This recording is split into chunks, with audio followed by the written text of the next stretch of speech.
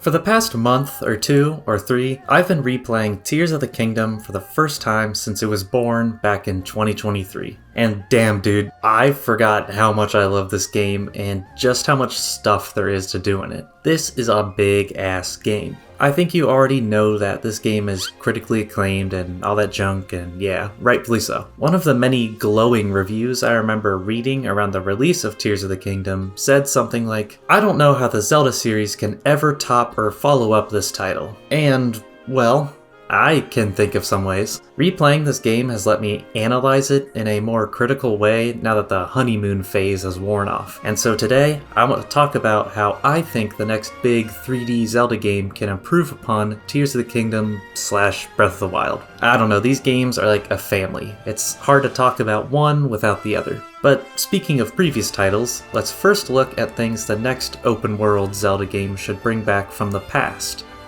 A Link to the Past. Get it? Okay, the first thing I'm going to talk about is the hookshot and other dungeon items. That shitty Link to the Past joke actually serves two purposes, because that was the game the hookshot / claw shot debuted in. The Zelda games are famous for giving Link a boatload of items and gadgets to work with. A lot of them carry over from game to game and have varying amounts of usefulness, but they're still all cool and fun in their own ways. I think everyone can agree that the hookshot is one of the very best, and it was kinda super lame it didn't appear in Tears of the Wild at all. A hookshot would be crazy fun in this more open version of Hyrule. Stealing weapons from a distance or being able to zoom up cliff sides would have been awesome. Genuinely, if the next Zelda game shows a hookshot in the trailer or something like that, I think people are gonna lose their minds.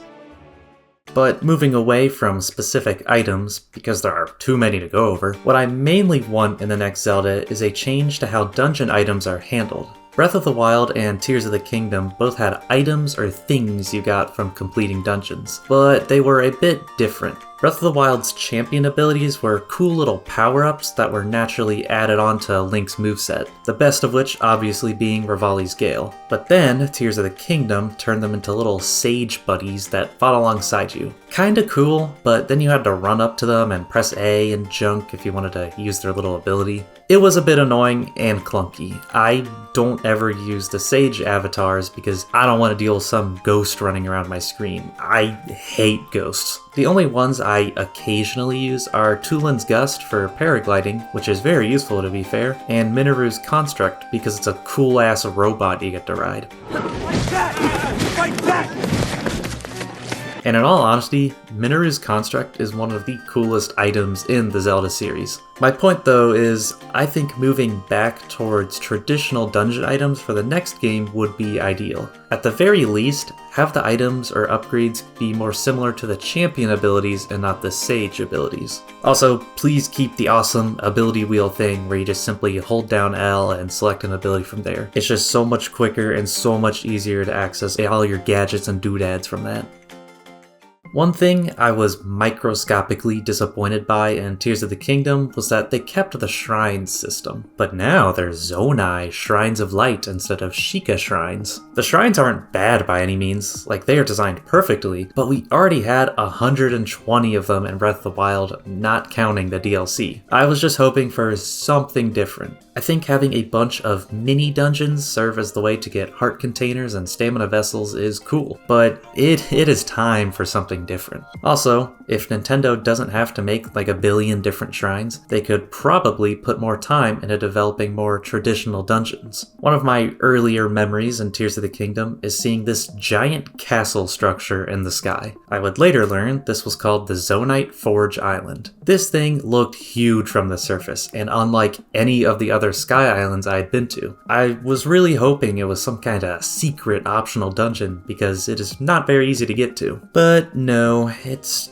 just home to a shrine, a piece of the Zonai armor set, and some Koroks or whatever. Wouldn't it be just so cool if there were entire dungeons around the world not even part of the main story? It would be an amazing reward for people who like to explore in every nook and cranny, like me. Even if there weren't optional dungeons, having more of them instead of shrines would still be a win in my book. Oh, and before I move on from the topic of ancient Sheikah shrines and ancient Zonai shrines, No more ancient civilization / technology shit in the next game. We've had that for 2 games now, and it's been cool. It's been really cool, but no more. I need something different, dude. I need a palate cleanser.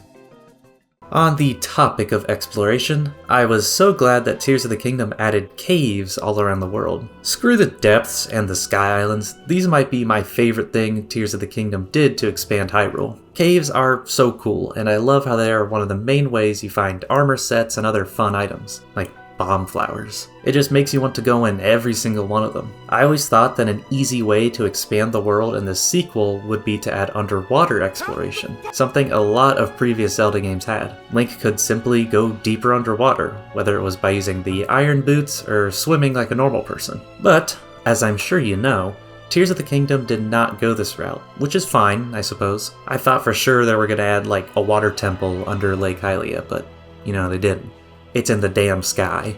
But that means you better be able to swim around underwater in the next game. I think having this feature would be a super easy way to differentiate the next game from Tears of the Kingdom and just add some cool underwater aquatic shit. Also, I think the best swimming has ever been in a Zelda game was in Majora's Mask with the Zora Mask. That swimming is not slow and boring like most games. It makes me want to actually go in the water and explore. Having Zora Mask-esque swimming in an open-world Zelda game would be a literal wet dream. A common complaint I remember people having for Breath of the Wild, and one that I shared, was that it did not have a great variety of enemies. I think Tears of the Kingdom did improve on this, just enough to be passable. I do think there is still plenty of room for improvement when it comes to the monsters you'll be fighting all throughout the world. For the majority of the game, you're still fighting bokoblins, moblins, Lizalfos, and then some constructs and horriblins every once in a while. Then there are the minor enemies like Keese and Choo-Choos, and the big boys like Lynels and Gleeoks and other bosses. I think the game has a pretty strong lineup honestly, but I think there are way too many variants of enemies. I'm thinking of stuff like the Elemental Lizalfos, the Elemental Keese, the Elemental Lake-Likes, etc. It feels like instead of making unique enemies, they just chuck some fire properties onto an enemy and call it a day. An example of what I would like to see in the next Zelda game is actually already in Tears of the Kingdom. Gibdos are an enemy found only in the Gerudo Desert area and are a pretty cool, unique enemy. It isn't just, here's a sand bokoblin. No. Gibdos are their own thing, and they can have wings and vomit on you. The Gerudo Desert is also the only place that has Moldugas. The big overworld boss. Death Mountain doesn't have a cool fire monster, they just get the Igneo ooh. If the next Zelda game focused more on creating unique enemies to populate the various parts of the world, I think that would be a huge win. I think I can live if the Electric Lizalfos doesn't appear in the next game, as sad as that might be.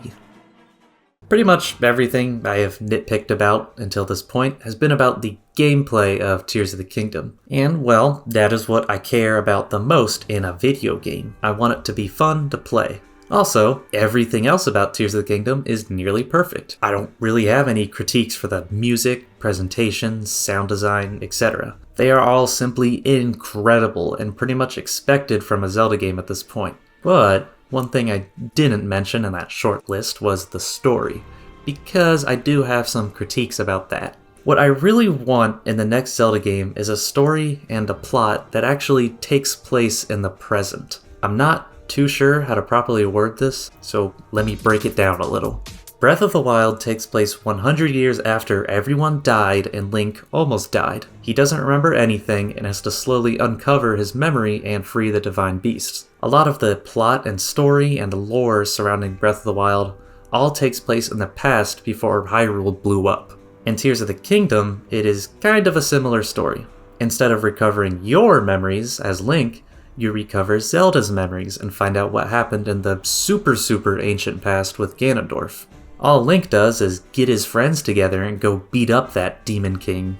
In both games, I find everything that happens in the past to be a lot more interesting than what is going on in the present. It also feels like most of the story has already happened without Link really doing anything, In all the other Zelda games, the story actually happens to you. You're actually doing things and progressing the plot as Link. or whatever the hell you wanted to name him as. I'm not saying the stories of Tears of the Wild are bad or anything, I just want to actually be a part of it. I was hoping Ganondorf would play a more active role, but he's only marginally better than Calamity Ganon. Okay, maybe that's a bit harsh, considering Ganondorf has that swagger that Calamity Ganon wishes he had. But you only come face to face with Ganondorf twice, maybe 3 times if you count the whole Phantom Ganon stuff at Hyrule Castle. He spends the entire game just chilling in the depths waiting for you, similarly to Clammy Ganon chilling at Hyrule Castle in the previous game. I want a Ganondorf, or some other villain, it doesn't have to be Ganondorf, to go around being a villain.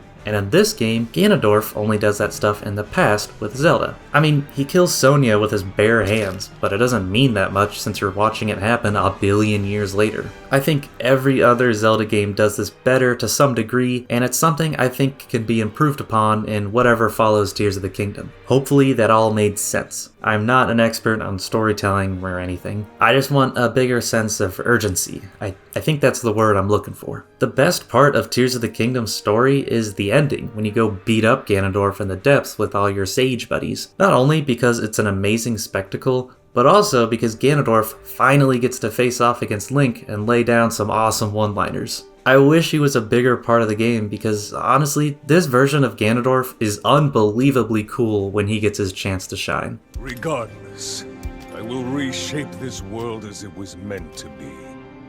I will crush any opposition. I will rule. That is what a king must do.